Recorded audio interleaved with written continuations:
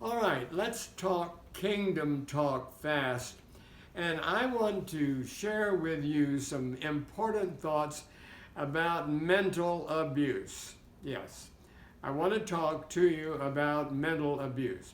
Being a pastor for 70 plus years, I have witnessed most every kind of mental, physical, and spiritual abuse. All abuse rises from powers of darkness and is an instrument of Satan. All abuse rises from powers of darkness and is an instrument of Satan, and oftentimes is just ignored, passed by, and good people suffer horribly because no one is willing to speak up. Most abusers can be helped and delivered, but many will not accept the offer. I say that from experience. The result is tragically injured women, children, and some men. Don't let that surprise you, because there are women abusers, manipulators, controllers, who end up with destroyed lives of men to their credit. Believe me, I have witnessed a long line of abused individuals.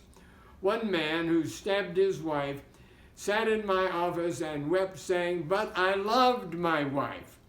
I would never have killed my wife," but he did. He knew it, the police knew it, his daughter knew it.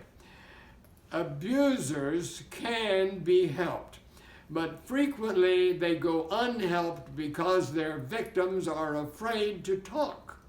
I want to encourage you, if you are such a person, you owe it to yourself, to your children, and to the abuser, husband or wife. And please hear me say that, husband or wife. The abuser can be helped only when others speak up and talk. It is vital that it be done. I had a young woman in my church years ago, dear sweet young girl, that we did not know desperately needed spiritual help. And please hear this point, because at the time I, as a pastor, knew absolutely nothing about spiritual gifts.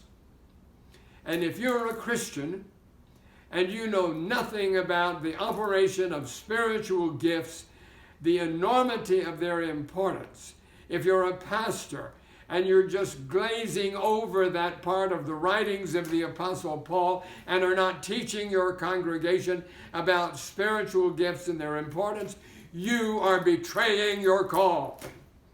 Yes, I will say it.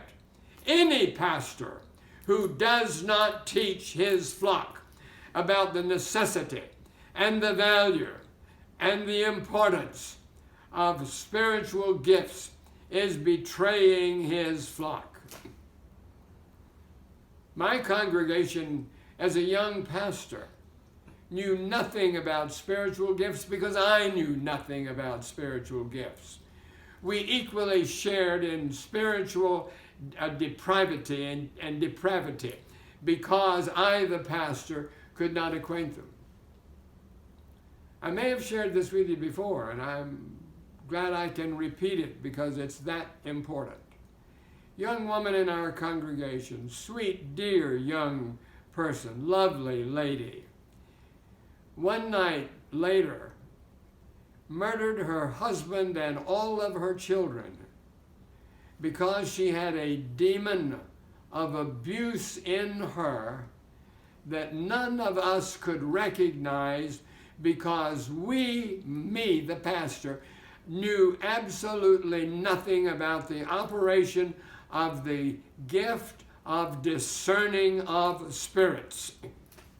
That is a specific gift, discerning of spirits. Why did God give it? He gave it because he knew we, the church, needed it. What does the gift of discerning of spirits do? Discerning of spirits looks under the covers, beyond the screen, beyond the fake smile, and knows what's really going on the inside. Demons work undercover, always if they can. The gift of discerning of spirits will help us know they are there when it's not apparent outwardly, not visibly there. Emotional abuse invariably leads to physical abuse. It nearly always starts that way. And I'm speaking now to you. If you are undergoing emotional abuse and it's being hidden and suppressed, I can tell you something. Ultimately, it will become physical. You need help now. Don't be reluctant to seek it, to ask for it. A large number of abused individuals become abusers of their own children. And what do I mean by that? I mean, abuse becomes demonic. It isn't just emotional. It isn't just mental. And when abuse goes unexposed, unhealed, it frequently perpetuates itself to the next generation. You don't want that. Some of you listening to my voice right now know I'm speaking truth, that you need help. Get it. Get it. It's desperate. In my early year ministry, I did not have or even an understanding of the operation of the spiritual gifts. And because of that, my congregation suffered. Congregations all suffer when they are given partial gospel. And much of Christianity is trying to survive on partial gospel. You cannot do that. And I appeal to you pastors, be certain you are not responsible for violence secretly in the homes of your congregation because you're not preaching the whole truth. It's vital. Every day, somewhere, America and other places around the world, good people suffer violence and horrible abuse because they have not been encouraged to speak up, to speak out, to escape. My word to you, if you are there, if that's happening, in your case, run for help. If you are a pastor, realize it may be secretly going on in your congregation. If you're a neighbor, realize that's possible. And above all, realize that the gift, Holy Spirit provision, discerning of spirits, can rescue a lot of hurting people. This is our responsibility. God bless you to take that to heart. And in taking it to heart, I deal with that in areas in this book, Spirit-Empowered Theology.